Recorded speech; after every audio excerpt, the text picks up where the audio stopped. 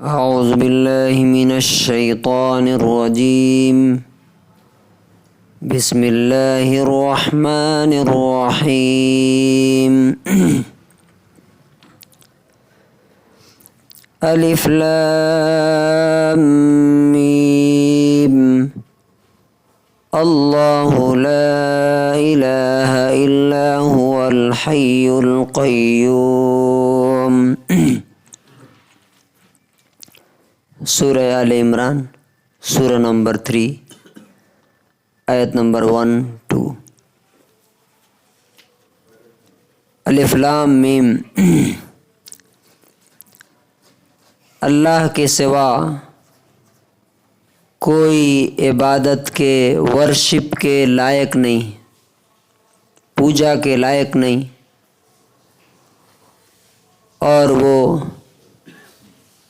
ہمیشہ سے زندہ ہے، ہمیشہ زندہ رہے گا،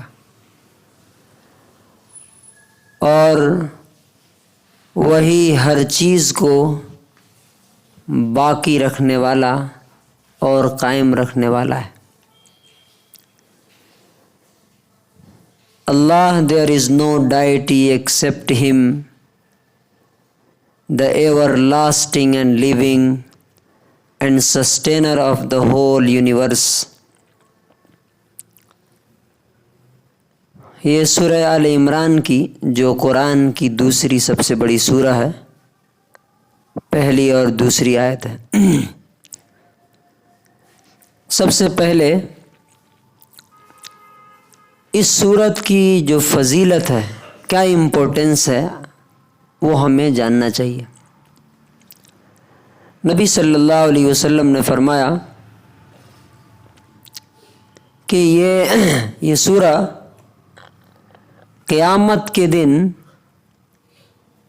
جب کہ کوئی سایہ اور کوئی شیڈ نہیں ہوگا انسان کے لیے، سورج سر کے اوپر ہوگا، تو جو شخص ان دونوں سورتوں کو پڑھتا ہے، سورہ بقرہ، سورہ آل عمران کو، تو یہ بادل کی طرح سایہ کرتے ہوئے آئیں گے ایسے۔ مسلم شریف کی 805 نمبر حدیث ہے، 805۔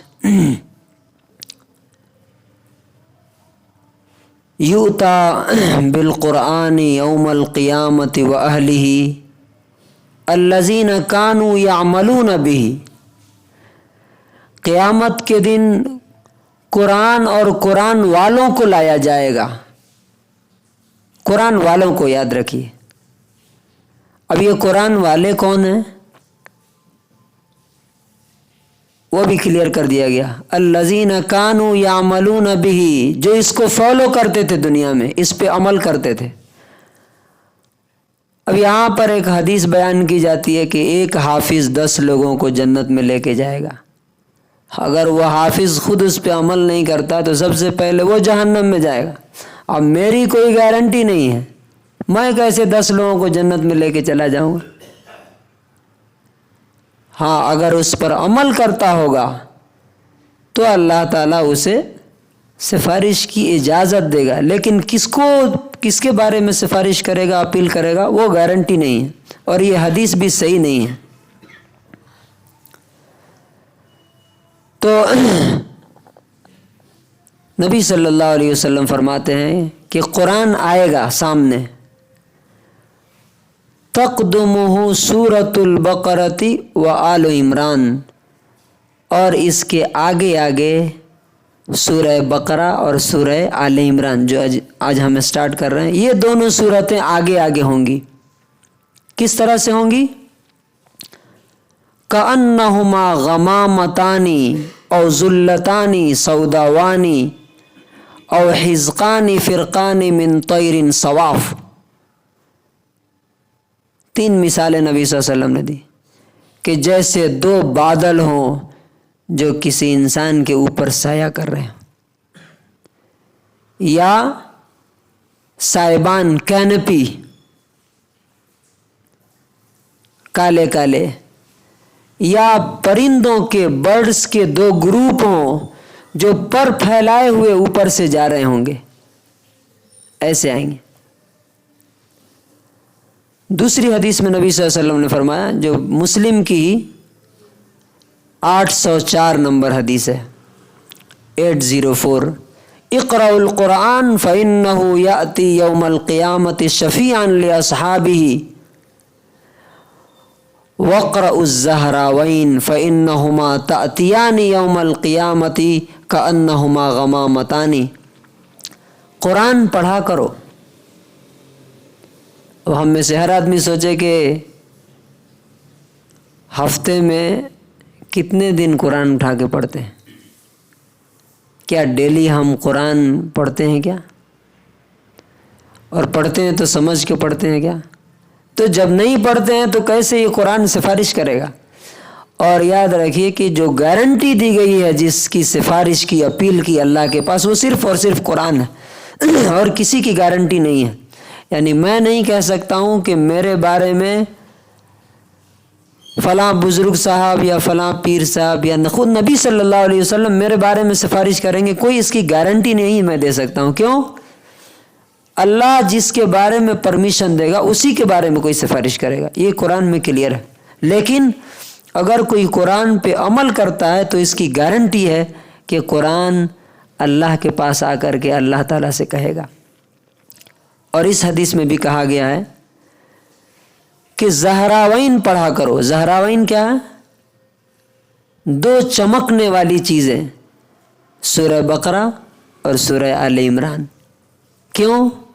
فَإِنَّهُمَا تَأْتِيَانِ يَوْمَ الْقِيَامَةِ، اس لیے کہ یہ قیامت کے دن بادلوں کی طرح آئیں گے اور کیا کریں گے؟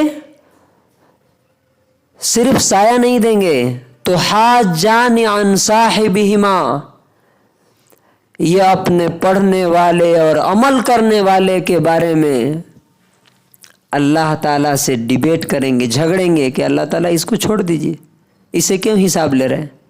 یہ تو ہم پر عمل کرتا تھا، ہمارا خیال رکھتا تھا، پڑھتا رہتا تھا، سمجھتا رہتا تھا، دوسروں کو سمجھاتا رہتا تھا۔ اللہ تعالیٰ سے بحث کریں گے۔ تو ہمیں چاہیے کہ یہ دونوں صورتوں کو اسپیشلی، اچھا اب کچھ لوگ کیا بیوقوفی کرتے ہیں، اچھا اس میں ایک اور چیز کہی گئی ہے کہ لا تستطيعه البطلة، اسی حدیث میں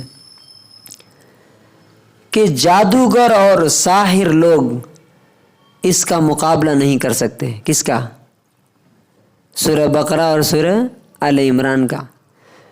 اور اس میں کہا گیا فَإِنَّ أَخْذَهَا بَرَكَةٌ وَتَرْكَهَا حَسْرَةٌ، کہ اس سورہ کا، سورہ بقرہ کے بارے میں کہا گیا کہ اس کو پڑھنا اور اس پر عمل کرنا برکت ہے، اور اس کو چھوڑنا افسوس کا سبب ہوگا قیامت کے دن۔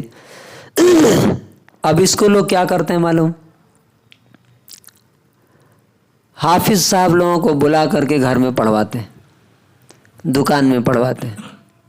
کچھ لوگوں کو دیکھیے گا کہ صبح صبح موبائل میں لگا کر کے چھوڑ دیتے ہیں دکان میں، فجر کی نماز نہیں پڑھی جو سورہ بقرہ کہتی ہے، سورہ آل عمران میں ہے، اور قرآن لا کر کے لگا دیا، حافظ صاحب کو 2-4 ہزار روپے دے دیا، وہ آ کر کے برکت دے کے۔ یہ اس کو کہتے ہیں ریورس آف مائنڈ، دماغ گھوم جائے آدمی کا تب وہ ایسا کام کرے گا۔ اصل تو یہ کہ جو اس پر عمل کرے گا اس کو برکت ملے گی، خالی طوطا کی طرح پڑھ کر کے اور اس پر عمل نہیں کیا۔ اب سوچئے کوئی گورنمنٹ کا کوئی آرڈر ہے، فار ایگزامپل بڑے کا گوشت نہیں بنے گا، ایک آرڈر ہے، اور وہ کوئی آرڈر لا کر کے گھر میں پڑھتا رہے اور دکان کھول کے بیٹھ جائے تو کیا پولیس کیا کرے گی؟ اس لیے تو نہیں چھوڑ دے گی کہ بیچارہ صبح شام اس کی تلاوت کر رہا ہے، چلو چھوڑ دیں گے، پکڑ کے پیٹے گی کہ آرڈر پڑھ بھی رہا ہے اور الٹا اس کو کیا کر رہا ہے؟ توڑ رہا ہے۔ تو یہ مسلمانوں نے کیا ہے اس قرآن کے ساتھ۔ تو آج تو خالی اس کے فضائل ہی ہم سمجھیں گے، انشاءاللہ کل آیت کے بارے میں بتائیں گے۔ اللہ تعالی ہمیں یہ جو آیت ہے اس کے بارے میں بھی بہت انٹرسٹنگ بات ہے، اس میں جو 2 ورڈ ہیں الحی القیوم، اس کے ذریعے سے حدیث میں ہے کہ کوئی انسان اگر دعا کرتا ہے تو اللہ تعالیٰ اس کی دعا قبول کرتا ہے۔